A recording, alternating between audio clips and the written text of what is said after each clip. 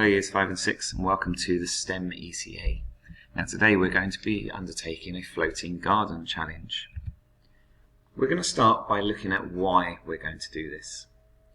What do you see in these photos? Where do you think these photos are from? And what do you think are the main problems faced by the people in these photos? Now they're not all in the developing world. The bottom right hand corner shows that flooding happens in the developed world too. And it's not just flooding. In the top left-hand corner, we've got drought. Water is so essential for life to survive, but it can also be very dangerous.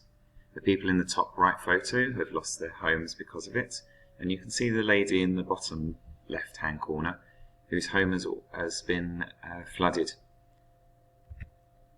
Now we're going to be focusing on a country, and this country there are 4 clues for it. Can you guess which one it is? The most popular national sport is cricket. The country flag is green with a red dot and represents the sun rising over green fields. The capital city is Dhaka, and it shares its land borders with India and Myanmar. Do you know the answer? Right, we're going to be looking at Bangladesh. Now flooding in Bangladesh is a big problem. Floods are now affecting over 1 million people every single year, and due to climate change, the rainy season has become much longer, lasting up to 6 months every single year. Families who used to grow their crops on the land are now struggling to do so. Okay, they're struggling to feed their families, and they've certainly not got enough to sell at market. This is a map of Bangladesh, and just to show you the extent of the issue, all the yellow and pink areas are areas affected by the flooding. Now I've asked, why do you think the areas in pink are experiencing the worst flooding in Bangladesh? Just have a moment's thought.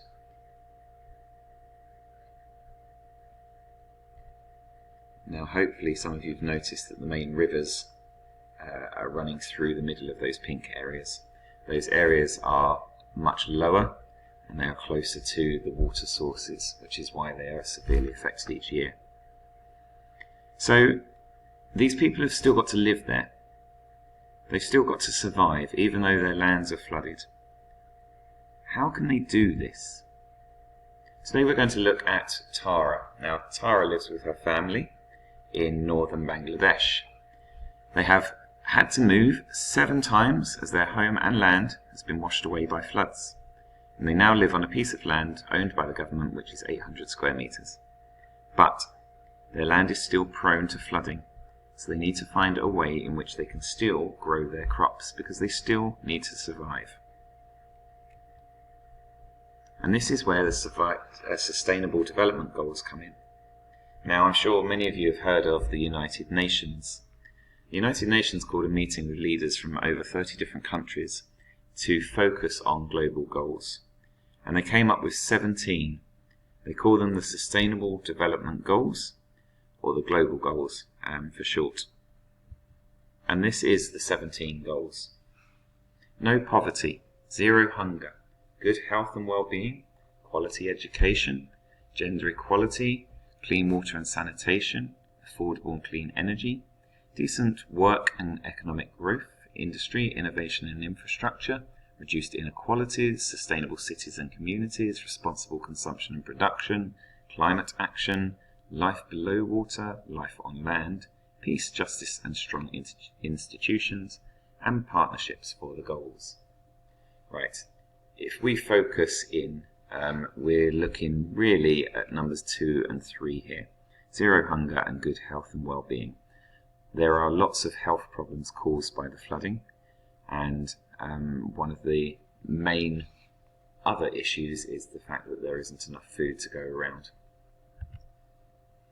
So we are going to pretend that we are going to be helping out these people from Bangladesh. Practical Action is the name of a development organisation that works in many parts of the world, and also in Bangladesh. You're going to imagine you are working for them. You spend your time talking to the people whose land is flooded for 3 to 6 months every year, and they tell you that they can't grow their crops any longer, which has led to them not having enough food to feed themselves and not enough to sell at market. So this is where your challenge comes in. Your challenge is to design and build a model of a structure that people can grow their crops on, even when their land becomes flooded. You will need to think about whether you want your model to float, and if so, how you can make it do so. Is there a benefit to it floating rather than just being on stilts, for instance? How will you make the top of your model suitable to grow crops on? Is it going to be flat? Is it going to be layered? Is it going to be tilted? What materials are you going to use that people in Bangladesh will also have access to? It's all well and good saying that you would need a steel frame, for instance, but do they have access to that, and can they afford that? Also think about the size of your model as well. For those of you wanting the challenge to see how well you can do with this, I would suggest trying to grow something on it, but something small, something like cress perhaps, because it grows quite quickly. Can you get a crop to actually grow on your design? Will it work? Now I'm going to let you into a secret, and this is how they actually do it. In Bangladesh, Practical Action worked with Tara and the other families living in the flooded areas to develop this ingenious solution, really. It's a garden that floats. Now people can grow crops, they're known to even keep ducks and various birds on the raft, and they keep these gardens running all year round, even during the monsoon. These gardens, they're about 8 meters by 1 meter, so they're quite long and thin, and you can see that they have nets around them to stop them from floating away. They're made up of layers of local material, things like water hyacinth, bamboo and compost, and they're great for growing crops such as kale, lettuce and okra. There are other food sources that they grow as well.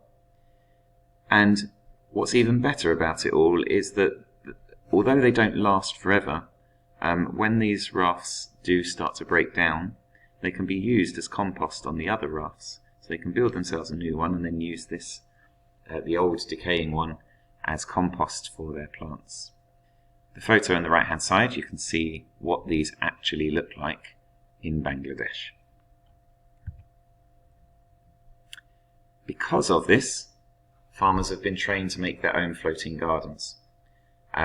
It means that the knowledge has been passed on, so although people went in to help them at the beginning, the local people are now able to help themselves.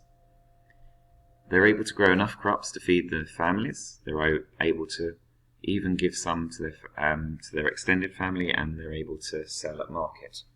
So a quote from Tara was that this has made a great difference to my life. Now I can have enough food when it floods, and I can sell some at market and give some away to help my relatives as well.